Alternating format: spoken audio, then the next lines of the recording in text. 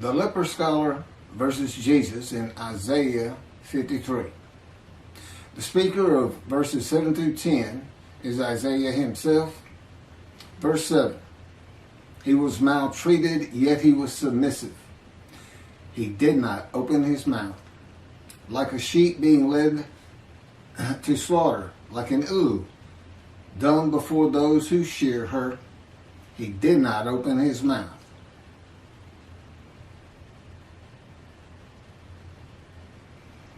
This isn't about sheep. This isn't about unblemished lambs. This is about not opening your mouth. That's just, I don't know, metaphor or symbolic of the sheep being led to slaughter. This verse can be identified in the book of Ezekiel. Again, the key to understanding Isaiah 53. God maltreats him, not man.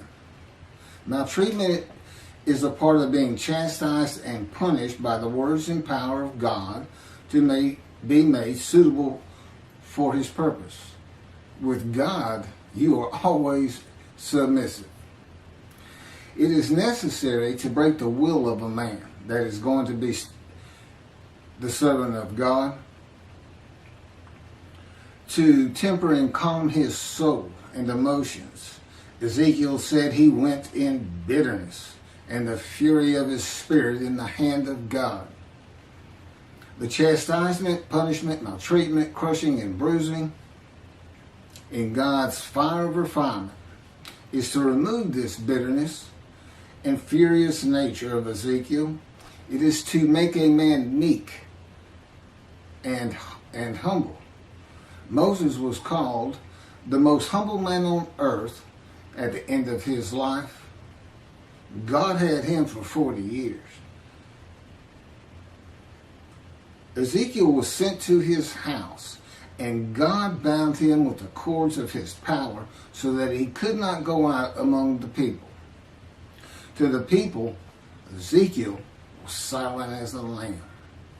He was cut off from society, cut off from the land of the living. Not unlike myself. God told me, go to your room. It's where I've lived for just about 13 years now. Well, it has been 13 years. And cut me off from everything. Had me stop practicing law. Had me terminate my law licenses. At my age, and I had been in Hawaii for 2 years before the colon cancer hit me back in 2001. And didn't have a whole lot of friends to stay away from to begin with. And not going to work at my age, those are usually where you have your friends and people you do things with. So that was gone. And my children are all married and they're all living their lives. They really don't know what's going on with me because I hadn't said much. I did right in the beginning, but just big question marks on top of their heads, so to speak. And never really said much about God talking to me. After the initial year, I guess it was, a couple of times. As I said, my daughter's in Galveston, Texas. My son is in New Mexico. And my oldest daughter is in San Antonio. That's the best of my recollection right now. We don't talk very much. They know I'm not happy or don't believe in that. I guess that's what it is, Jesus. And they're here in America. They consider themselves Christians. I wouldn't say they were Bible thumpers by any stretch of the imagination, but just saying such a thing here in America will have you ostracized real quick. And I'm sure it's something that Jews are well familiar with, the Jewish people. And to indicate that I believe Judaism is the religion of the three Abrahamic religions: Judaism, Christianity, Islam. By and large, people don't like to hear it here in America. They just don't. That's just the way things are. And I don't see it changing in the Messianic era. And if you watch this video, you know I'm very adamant about that. The man who is described and becomes God's righteous servant will be cut off from the land of the living and be silent as the lamb to all that know him, while God prepares him to be suitable for his purpose that might prosper. Just as he did with Ezekiel. Ezekiel, of course, was being made suitable to be a prophet to the exiles. And he was actually a part of the last deportation, I understand, or at least he was part of the exile. Now, Jesus talked until his last breath. In one gospel, Jesus is asked, "Are you going to remain silent?" And his response was to talk verse after verse after verse after verse after that. That was his answer to, "Are you going to be silent?" No, I'm not. I got plenty to say. And he was never confined to a house, to a room. He was always free to move. I was kind of surprised to see, oftentimes, he and his 12 would stay at a mountain near Jerusalem. Never see that in any kind of movie or anything. He did not live in Jerusalem. He did have a house. I'll get to that. Verse 8.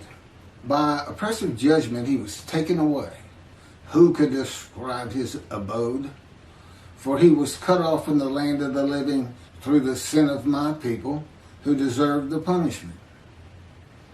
That would be the people of Isaiah, the Jewish people. Now this is another way of looking at an offering for guilt.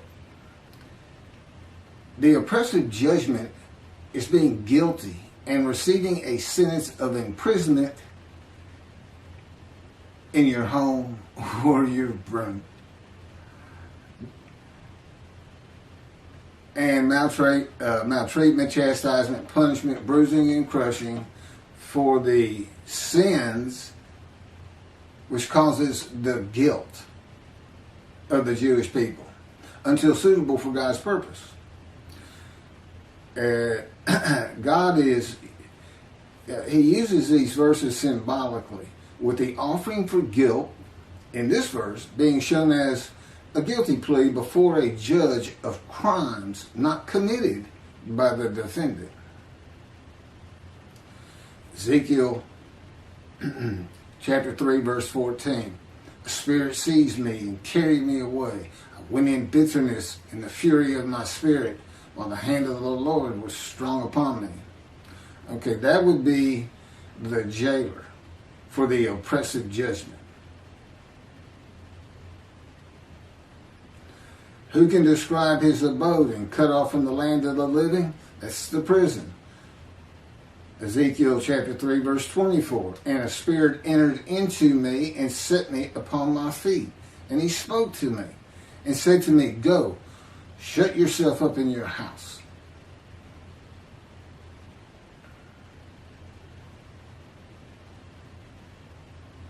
This is one of those situations. God is in his spirit. The Spirit enters into Ezekiel, and in another verse he says, "And I could hear God's words." The question becomes, who is it that says, "He spoke to me"? Well, it's a capital H, so that's God. Spirit entered into me and set me upon my feet, and God spoke to me and said to me, "Go, shut yourself up in your house." The chains that you would have in prison and put on by the jailer, I suppose. As for you, O mortal, cords have been placed upon you, and you have been bound with them, and you shall not go out among them. That's the people. And that's Ezekiel chapter 3, verse 25. The judgment against Jesus by Pilate was not guilty. I find nothing wrong with this man. But to wash his hands of the whole religious controversy, Pilate asked the multitude that had gathered. And I don't know how many that is, and I don't know if the multitude was just Jews or if it included Arabs and Gentiles, and well, Arabs are Gentiles, but it doesn't tell us. A multitude had gathered, that's all we have. He asked them what they would have him do with Jesus. Release him? No, crucify him. And the multitude said, crucify him.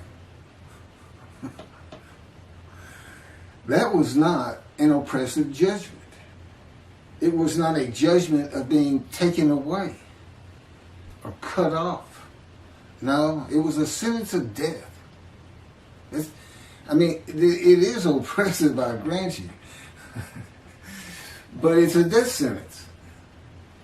This is a sentence that is onerous, difficult to bear. And you don't receive long life. This man, here he has an oppressive judgment against him, and you have all these words like wounded, bruised, crushed, chastised, punished. But he's given long life. So it's not a death sentence.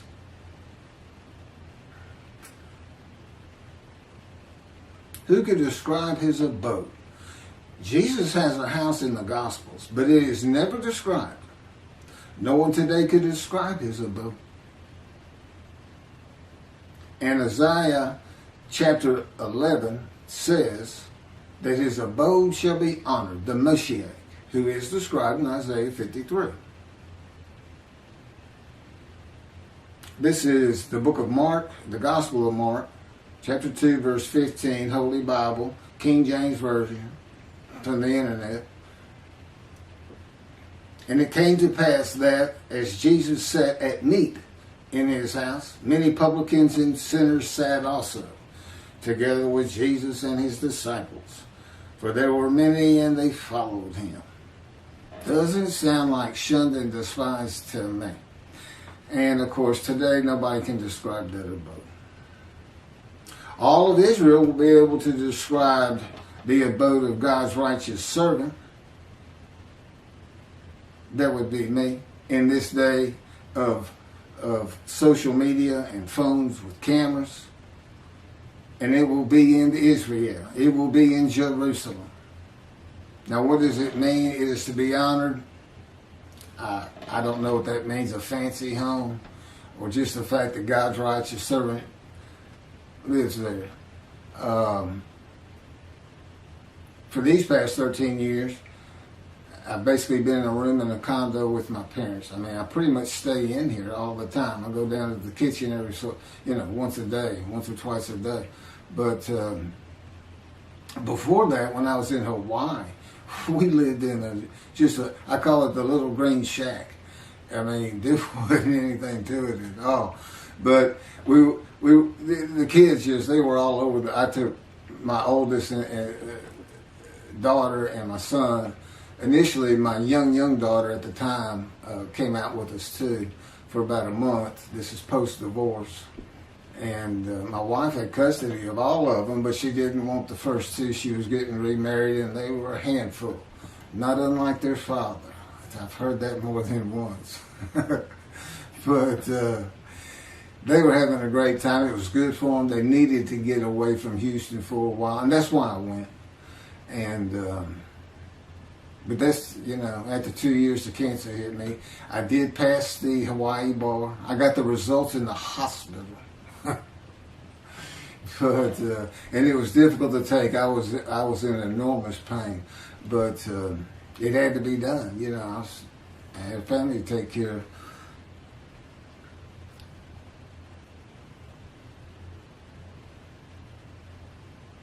Through the sin of my people who deserve the punishment. Well, Ezekiel suffers the punishment. God tells him, of the houses of Israel and Judah, which is for sins, for 430 days. But the houses of Judah and Israel were defeated by the Babylonians and deported. They suffered their punishment in exile. God told them, if y'all don't stop, I'm going to raise up armies against you. You're going to, yeah. And so they suffered their punishment. There's no vicarious suffering in this chapter of Ezekiel, and God makes that clear. Basically, he's saying, you're going to suffer the equivalent of what they should suffer. The exile, 430 days pinned to the ground with your hands tied behind your back in the power of God. I don't know if that's really close, but God thought it was about right. Sounds pretty brutal to me. I myself, because I did something that in retrospect was about, it shows who I was when God first got to me. As he would say, when people ask you why it took 13 years to get you where I wanted you, or 13 plus years, tell them that story. He won't let me tell many, but he'll let me tell you this one. He's always saying to me, Keith, I am God. Particularly early on. And sometimes a lot sterner than that. Well, anyway, he had driven me to almost madness. That's how I say it. And anger. And then I hear, Keith, I am God. And I responded, God, I am Keith. I never did that again. He slammed me to the ground in his power with such force, it just about knocked me unconscious. Kept me there pinned for 5 days. Now, he did take me on visions. As a matter of fact, had been going through the Holocaust, many visions of the Holocaust. And the thing about my visions, a great many of them, I'm literally in the vision. I'm part of it. And it's amazing what he can do in a vision with your emotions, your feelings, and your thoughts. But it was a rough 5 days. And but it went a long way in getting me to realize, you don't talk like that. He seems like a person. He seems like, your next door neighbor who's invisible that has come over and taken over your house. They're like guests that show up at your door, and they come in and they tie you up in a chair in the back room. We're going to take over now. We got everything. Don't worry about a thing. Everything's going to be great. or the unwanted relatives that show up and you can't get rid of them, and they're driving you crazy sometimes. But that's just the brutality of going through the fire of refinement. But at the end,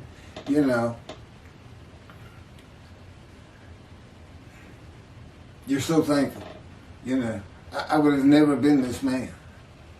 I could never do the things he's having me do. I watch these videos before I post them, and I'm just like, I could never do that.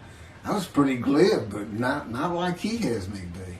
And laughing and smiling, it's just like a different creature sitting there, and it's me.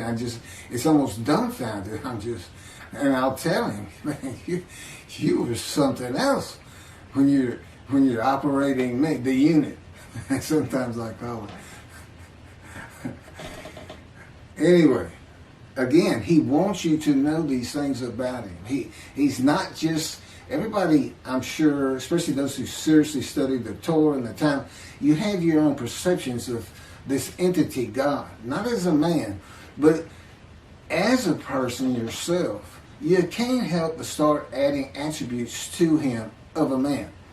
And when he converses with you, he says, one man to another man. But it doesn't take long to realize this is an entity, a being, that is nothing like man. Other than he exists and he does have emotions. And he did create everything. And of course, he relates to me in a way that I can understand. Is that how he is of his own when it's just him and his companion, the spirit? Probably not. It's different. So anyway, no vicarious suffering. God says every man is responsible for his own sins. And he tells his people, do not sacrifice your children. Because there was a false god that I don't, the fire god, I can't remember the name right now, but people would fire these idols up and toss their babies in as a sacrifice, and the Jewish people were doing it, and he told them, don't sacrifice your children. And what does Christianity say? God sacrificed his child, so we are forgiven of disobeying him. Again, when you make a human sacrifice, it's the man's. Camera just faded in and out. I may have to cut this short.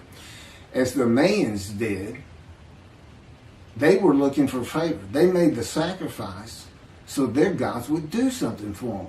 What was God making the sacrifice of his child for the Gentiles to do for him? What was he trying to get them to do he couldn't get them to do? What's he looking for? So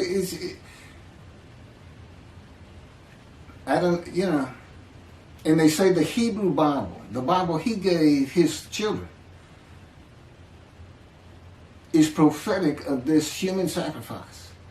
And again, Jesus says, God no longer wants bulls and goats for sin.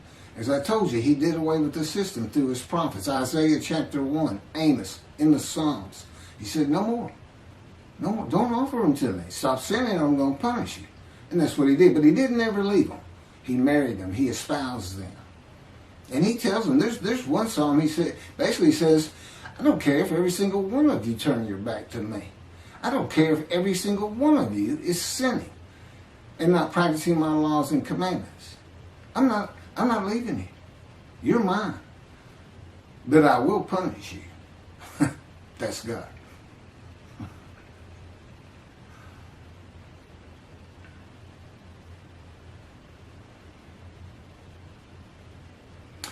Verse 9, and his grave was set among the wicked, and with the rich in his death. Now, Jesus was a poor man. He didn't have anything, although he did have a house. I don't have a house. And or a car, or even a bicycle. God didn't let me get rid of my bicycle. I had walked for 13 years, like I'm in the Exodus. You know, they camped out for almost 20 of those 40 years in front of a Don who never would let them pass through. That's what's, I mean, it's as though that's just part of the story that God knew he was going to write, that he was coming from a Don. Because, see, he's with Moses. Moses wasn't allowed to go through. That means God didn't go through. Because Moses was a host of the Lord's host. The Spirit had entered him. God was in the Spirit. So God and the Spirit are in Moses. Doing what they did with me. Controlling everything. You're still yourself. It's not like some possession where, you know, if you watch Supernatural, for instance, these demons will possess somebody and they push that person to the back almost like they're not part of it anymore. That's not what this is. You know, I'm a host, and they are guests, so to speak, and they're very kind of good guests. They take care of you. They make sure you feel like yourself. They do good things for you. Even though I have to go through this fire of refinement, which I'm told ends when I get to Neblat, Ben Gurion Airport in Jerusalem. I can't wait to get there. But and doing work like this, see, there's been long periods where I just, you know, when writing was done, and it was just, it's just brutal when I don't have work to do for him. He said, I can always make you a little bit better. So, and again, you can read about some of this a little bit more graphic in the life of the righteous servant of God in Isaiah 53, which is my life. God had me type. He dictated it. He's my ghostwriter, which is, you know, really, that's something else. I mean, it's just a life of getting hurt. banged up and suffering. I mean, that's what it's focused on, you know. So there's some interesting things in there. A lot of information, but really to get outside of Isaiah 53 and see other matters of the Bible that aren't ever discussed, or whether the knowledge is weak, like it is with Isaiah 53 today in this teaching of Israel being the righteous servant. There's a lot of other material, and there's a lot more on Jesus and his story and the Essenes and this and that. Probably about 7 chapters, and the rest of it is all Judaism, the Jewish people.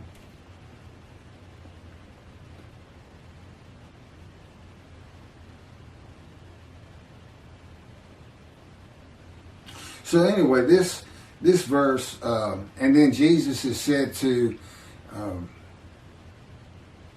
after he was entombed, after the crucifixion, they took him, a rich man donated his grave. That's the story written around what happened. And so they say he fits this verse. You know, but the fact is, he's still poor. He just got buried. But you know, I think it just means because of things like being raised to great heights, a home to be honored, you know, a really nice home, and this man receives as his portion the many, that would be the many he makes righteous, and as his spoil, that would be the multitude. And presumably, you know, if I'm leading those kind of people in these teachings, and that's where, you know, God says, I'm going to dismiss the rabbis and appoint David as a ruler amongst the flock. Well, this will be what I do, is the things that he would have me do, of course, as his servant, but also the matters of the book. This teaching of a different end times, the mysteries of heaven. There's nothing I don't know for the most part, or as far as what can be related to other human beings and understandable.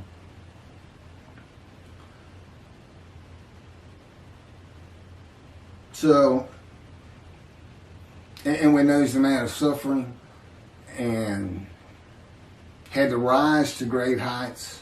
So, and then he's taken from the world. You know, he took me to poverty.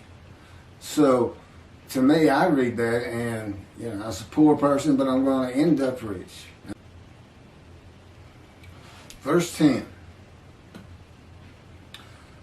But the Lord chose to crush him by disease, that if he made himself an offering for guilt, he might see offspring and have long life.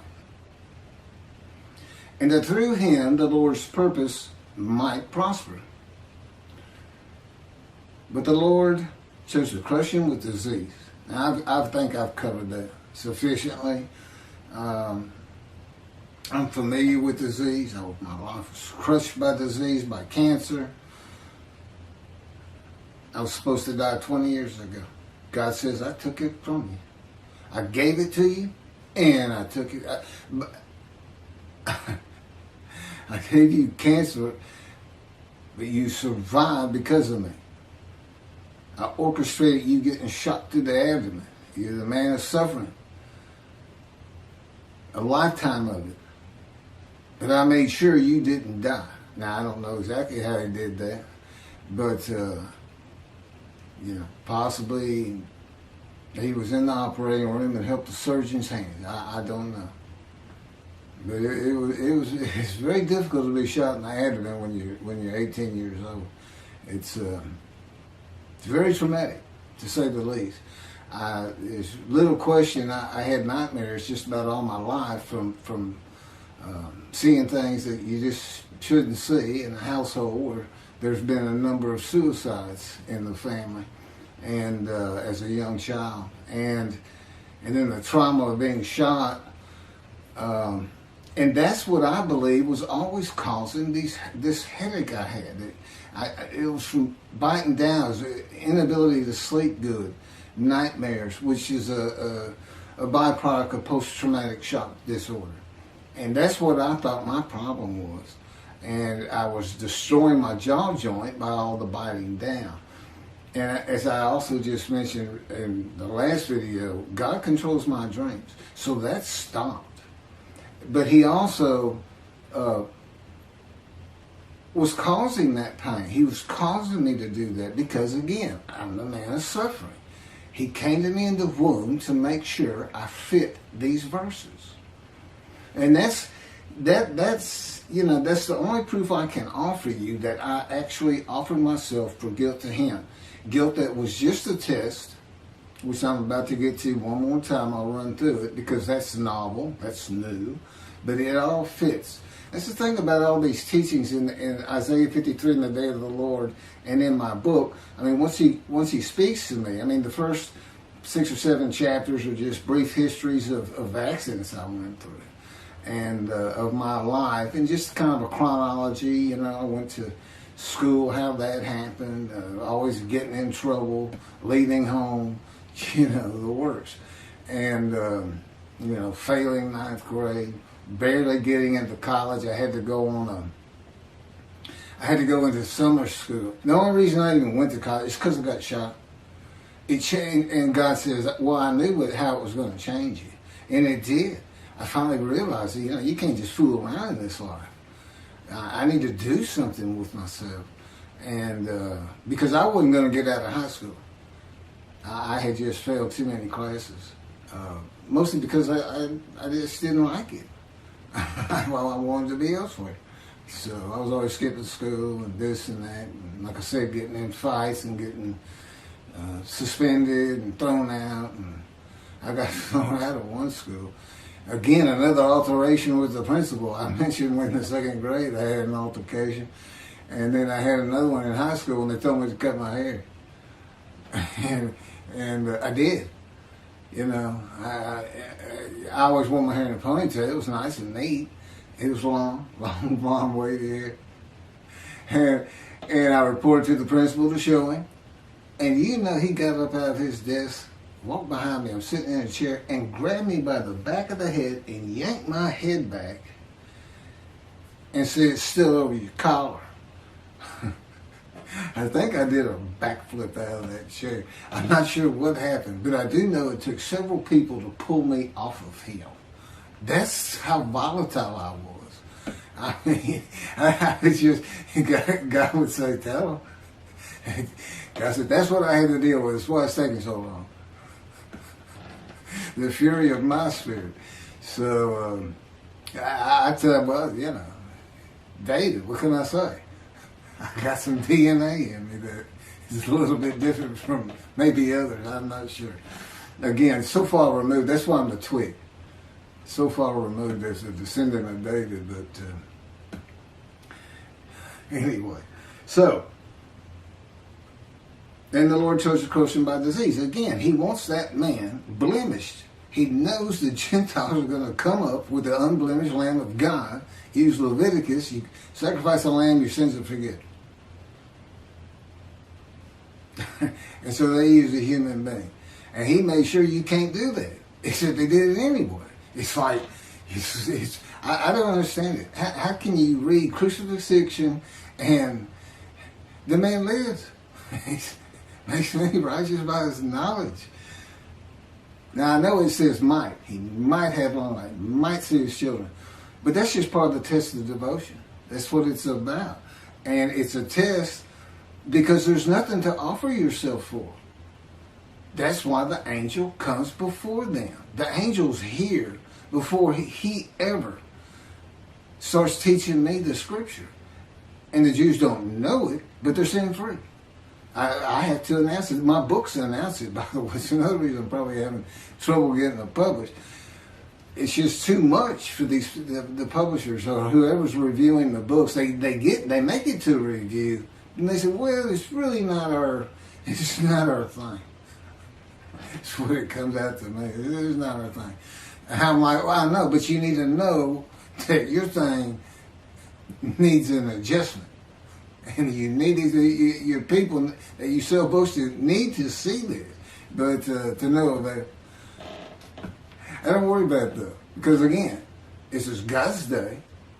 It's his problem. I mean, I already know. He knows it's going to get done. So I don't have to worry about it. It's his day. It's his people. It's his temple. He's the one who wants to be back in Jerusalem. His people are back. Great. Great. I want to be part of it. But I'm not going to worry about it because I know you're going to do it. You got it. You can say might prosper all you want. I'm going to go with it's going to happen. Somehow, some way. And I also know that my long life is going to be real long because I can tell it's going to take a long time to get all this done. So that's a good thing too. Oh no. And he's promised me, and he knows this is what I want more than anything in the world. An Indian Scout 60 bobber blackened motorcycle. I had a Harley once, and it was my first motorcycle, and I just love riding it. I just love riding it. And he's dangling that in front of me, and of course I've been in poverty for 13 years now, and I don't think about the abode, having money to buy a soda or anything. It's just I can really get a motorcycle. You gonna let me ride a motorcycle as the Moshiach? Isn't that kind of I don't know. But anyway, I will have one in Jerusalem. I'll get there somehow.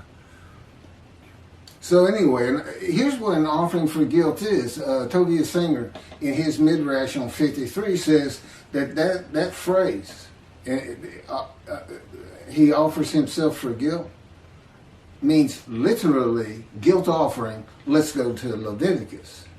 And he finds that the 6 million that God, he comes up with, God sacrificed the 6 million Jews murdered in the Holocaust. Now, none of it works. I'm not even going to try to get into it. He's a brilliant man. He's got knowledge from sea to sea.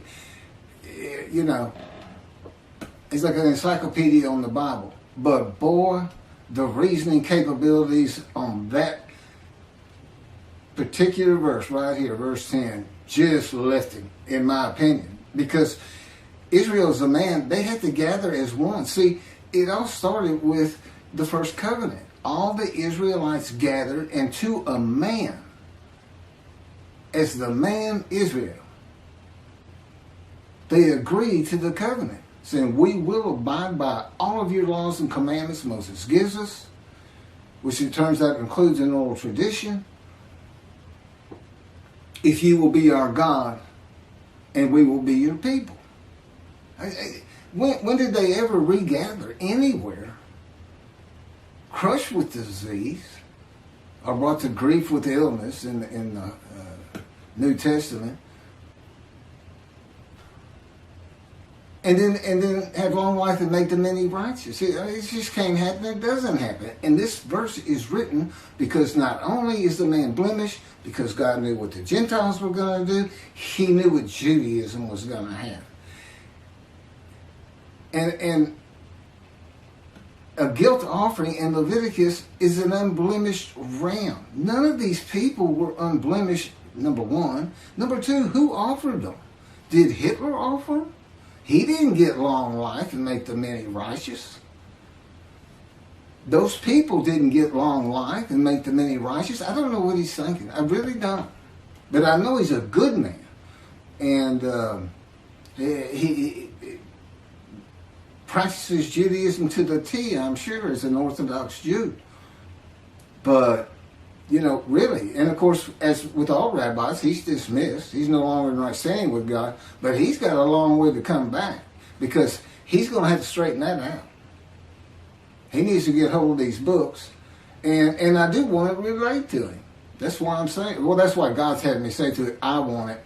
Doesn't matter to me either way. I just do what I'm told. I say what I'm told to say. I'm commanded to do it. You don't say no to God.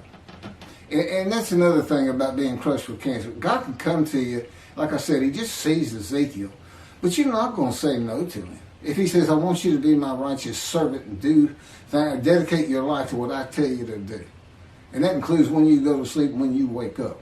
That includes what you eat. That includes when you eat. That includes when I have you exercise. I control everything. You no longer have self-will. You say yes. You go ahead, yeah. Okay. You know, it's an automatic.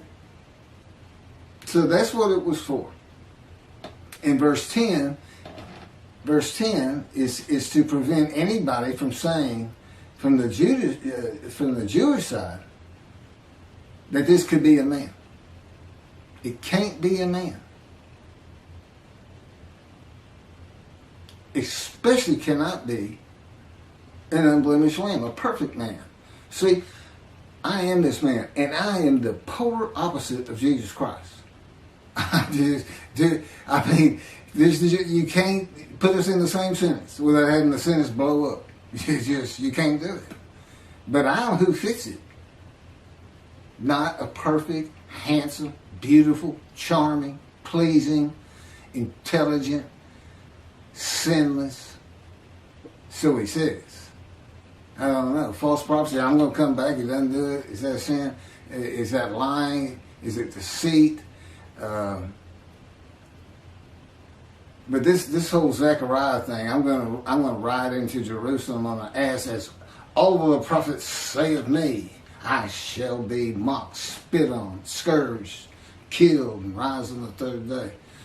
And yet the prophecy says the man will ride an ass into Jerusalem, and the next verse is, it's summed up, defeat Rome. In his time, today it would be throw the Palestinians out of Israel, get them out of there, make them go to Jordan, tell them that's it. We're not having them. You're not going to keep launching bombs at us. You're not going to live inside our land. This is God's land. You can't come in here and possess it. You can't adversely possess it. To God, you're the trespassers. That's what he would call you. That's what he does call you. I don't want those trespassers in my land. I want my temple on the Temple Mount. He said, I don't care about their mosque. I ain't care about our synagogues, as though I got to have an excuse, and I don't. I get the feeling. If we weren't in the modern era, with satellites and television and social media, that he'd just say, drive them into the sea. And their families, just like the promised land with the Israelites. Drive them into the sea. Get them off. Take their women and children. Take their stuff. And take their animals and drive them into the sea. Just be done with them. See, he's not a human being. He is a being that has a whole different agenda and idea about everything. And of course, I live learning his perspective on things. And I get it. It takes a while, but you do get it. He just has a different way of thinking. So, but of course, I love it. It's great. So anyway, let me get back to where I was and finish up. The speaker of verses 11 and 12 is God, and I'll pick that up on another video and end my, basically my video midrash on Isaiah 53.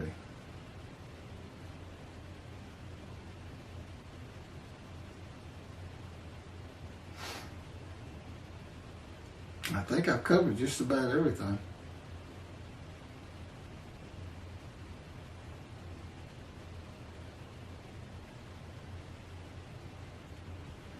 So anyway, here's passing the test of devotion. Is when I really started learning about a host and a man divine beings. I didn't understand he hadn't even taught it to me. I don't think I really got it until we were actually writing the book, putting chapters together and adding new material. But, it's one God of Israel, one angel of his presence, and one man, Moshiach, the anointed one. In this case, me. At one time, it was, any of the prophets that wrote for him Moses. And there's some stories. God left little hints in the Torah that the scholars of the Torah and the Talmud will be surprised, and not a lot, just a little bit, to back up some of the things I say. Things that had to do with that bright white face he had when he came back down the mountain the second time, what that was about. And his attendant, Joshua. And that's the name that Moses gave him. That's not his original name. And it wasn't his name at the time that he was following Moses up the mountain and living in his tent with Moses. And then after the bright white face that he had to cover up, the attendant disappeared. He's just like, Moses come down the mountain and he's not waiting on him. And he's not in the tent. Then he would stay in the tent when Moses left. You know who he represents? The angel of the Lord, the Spirit of the Holy God. And that's the symbolic, you are now a sinless person. Then that would be me. I can't sin. I don't even have self-will. I can't even, God controls me now. And, it's just fine. I'm old. I don't want to do any sins. I've had my wild days.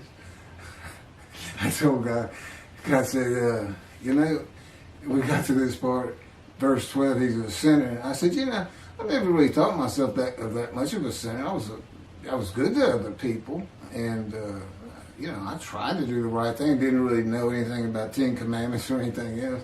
I've seen the 10 Commandments, Charlton Heston, of course. Everybody has. And he said, you don't think you're much of a sinner, huh? And all of a sudden, I'm Scrooge in that story. Christmas, the ghost of Christmas past is taking me on visions.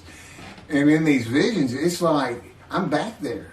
It's like the first time you start a car. You can remember, man, I felt so great first time I drove a car. When you're young. But you can't really get that feeling back. He puts it back in me. I can literally feel as I did the moment I first started and drove a car. The excitement, the ambience that was around me at the time, everything. It's absolutely amazing. But I also found out it was quite the sinner. But I wasn't a habitual sinner of any particular type of sin. It just seemed like I hit just about all of them. And as a Christian says, if you've had murder in your heart, you're a murderer. Okay, well, I even caught that one because I'd get so angry sometimes. It was like, hold me back. This is it. Where's my guns?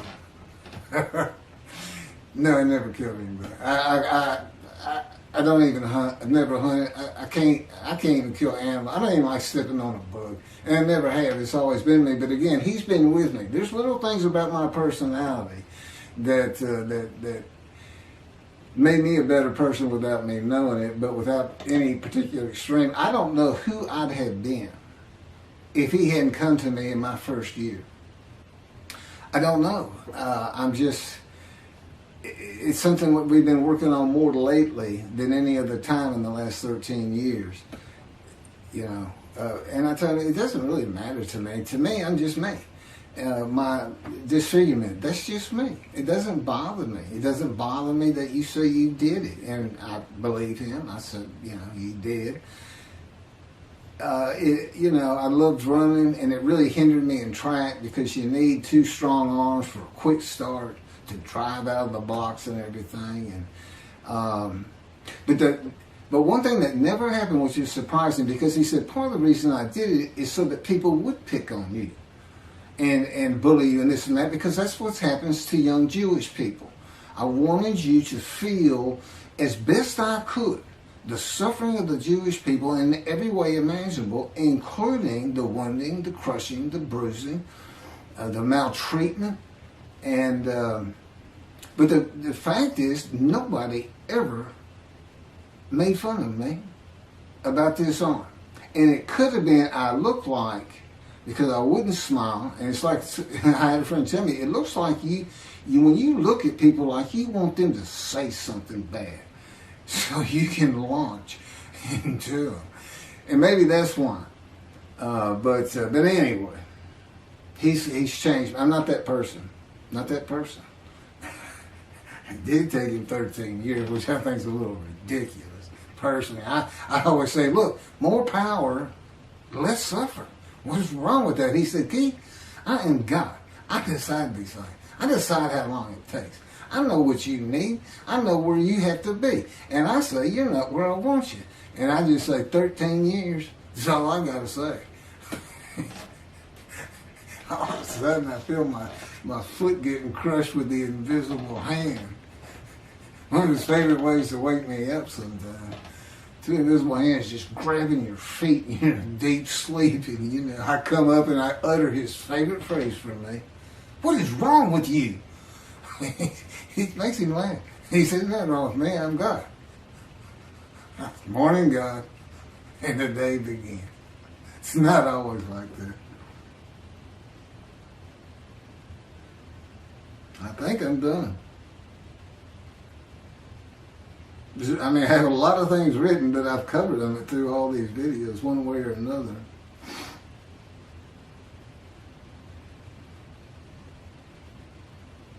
Okay, this is the last of the verses by Isaiah. The third and last speaker is the Lord in verses 11 and 12, and I'll pick those up in the last video on this midrash of Isaiah 53 on camera. I hope you take these serious. It's a serious business. We're talking about destruction to the land of Israel. See, that's what I think of. And of course, he puts these thoughts in me and to make me feel like it's actually my responsibility, even though I know better. It's not my responsibility because I don't control anything. But I still feel it. Just like I still feel like me when I know he's having me say words that I wouldn't be saying. It's very complicated. And it does take a long time. And I do it again, even if I didn't have this wonderful task in front of me. I mean, to go to Israel, to know, I'll be able to earn a living again and have things and help people understand his personality and be instrumental in having the temple built someday. Could be 20 years from now. I'm 63. Moses was 80 when God spoke to him. Lived to be 120. I don't want to be 120. Is that story? Or was he really 60 and lived to be 100? You never know with God. He throws a lot of stuff into his stories, but the fact is, though, everything happened on the ground. It's kind of like you see a movie and it says, based on true story. Because God said, it's like the dialogue. He said, if you heard the way they talk to each other sometimes, he said, in the Bible it might say, and Jacob said, yeah, or Saul said, okay. Yeah, well, or Saul said, no. And it may have been a gesture. God said, okay, and Saul said, no. Because if you read the dialogues, they're all the same throughout the book. Yeah, and it's like third grade reader. It's very proper, very clean, very... And God said, these books had to sell. They had to get around. I had to add some story to it to make it interesting, but I put in my philosophy, the moralities. There's so much behind it. And that's why the Jewish people study Torah so hard. And Torah is like almost an entity to them that God created before he created the planet, Earth, people. And he did, but what they need to know is, it's not just the Torah he had written. It's the entire Hebrew Bible that he had before creation. The entirety, even the Psalms, he had written. Now he writes them in antiquity, so they read as though they come from antiquity. But, he's talking to Isaiah, wrote Isaiah. That's what he told me to think about it. He said, sometimes I had to get other people to finish, or do this, or do that. He said, but when you're reading it, understand that while there is a lot of story, I could have made any of it happen. All of them are within my powers, all stories. And I'm not talking about express miracles like in the Exodus, where he flat out says he's done it. But it's like you see Elijah, and you know, he's calling down the fire at the sacrifice of the bulls with everybody in Jerusalem having come outside to watch it all with the bad guys. I can't remember the name right now. And he's not giving it to me. You know, you think if God's control you, you'd be a perfect person. You'd be like a Jesus. No, I'm still Keith. I'm still me. Now, I can't sin, but I can still, you know, I can argue and get angry and nothing like you would think of Jesus, so to speak. And he's not part of this, you know. There's nothing written about him in his time. And everything was a story back then. It's a great story. And like I said, there's all kinds of variations to it. And the fact is, I don't believe he ever existed. And I have it on good authority, he didn't. I'm the Moshiach, and I bring God's wrath. And I bring his reckoning. We'll finish up with what God has to say on 11 and 12, another video. I can't believe he just had me say that. That's from God himself. The Lord said, and what I just said, yeah, that's how it works. You just do it. Thank you, y'all. Everybody have a good